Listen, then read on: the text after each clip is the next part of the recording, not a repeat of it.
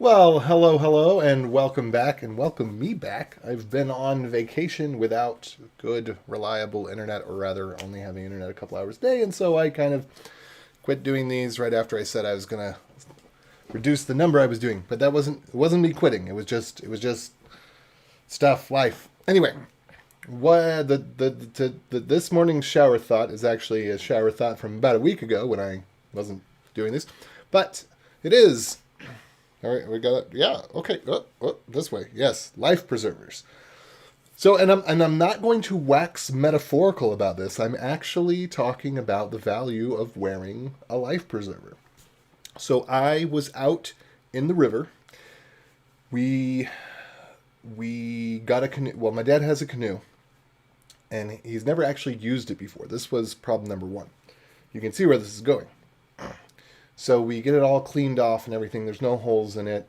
It floats. It's good. We put it in the river. I go in it with my daughter and my younger sister, my 2-year-old daughter, and we go around and it's cool. The current appears to be taking us towards the dock, or rather, I was going in the direction away from where the current seemed to be pulling us, such that the current seemed to pull us by the dock, such that if my younger sister stopped rowing and it was all just left on me or whatever, it's not that big of a deal. The current's going to work with us. We're going to go towards the dock. So that seems well and dandy.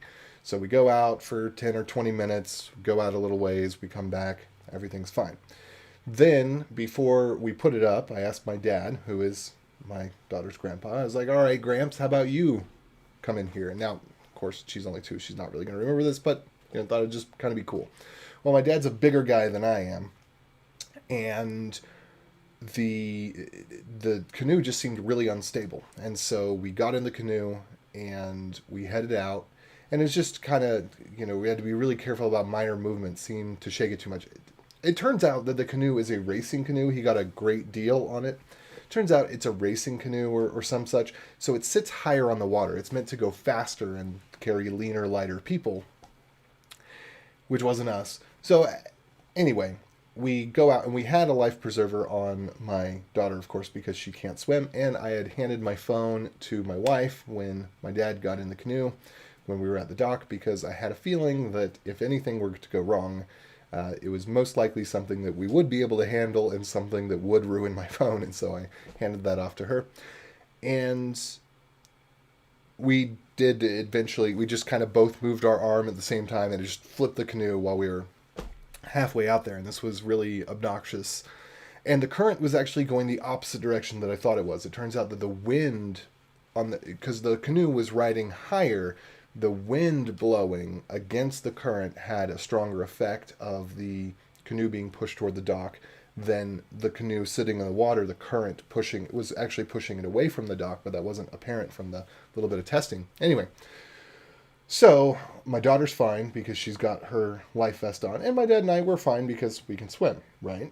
Well, what ends up happening is we if we had had life preservers on, which we the adults did not because we can swim so well, it would have been feasible for us to right the canoe in the water. But because we didn't have them on, we couldn't.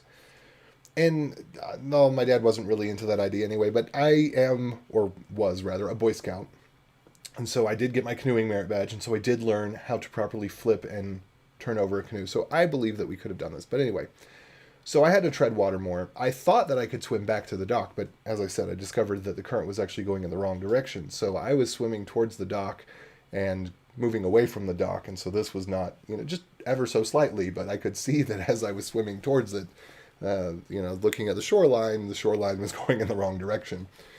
And so I had my daughter up on my chest, and I decided, okay, this is not going to work. What I need to do, because I'm going to run out of breath, because the water's kind of cold, and this is kind of strenuous, and I'm not really a swimmer, and so I'm going to run out of breath, and this is going to be very difficult, and so I'm better off to just sit and wait. So my dad he drags the canoe to shore, which is actually kind of almost quicksand. The mud it literally is mud that you can't stand in, because if you stand in it, you will sink into it. So you kind of have to kind of do almost like an army crawl. You can't stand in it. You have to You have to crawl to shore and then get yourself up.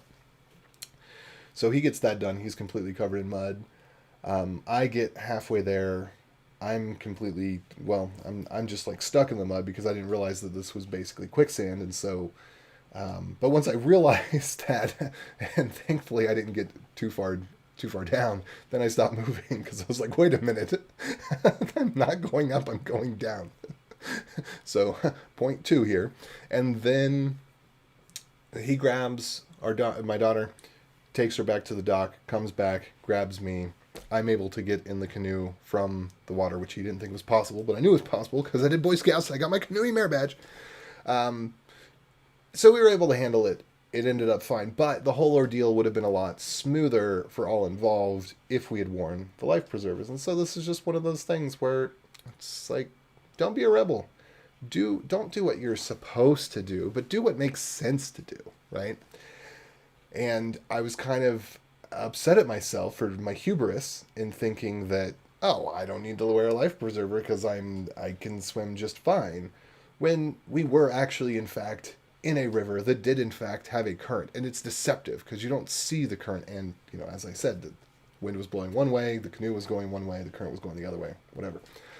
But it was my own hubris that got in the way of having there could have potentially been more dangers. The current could have been stronger.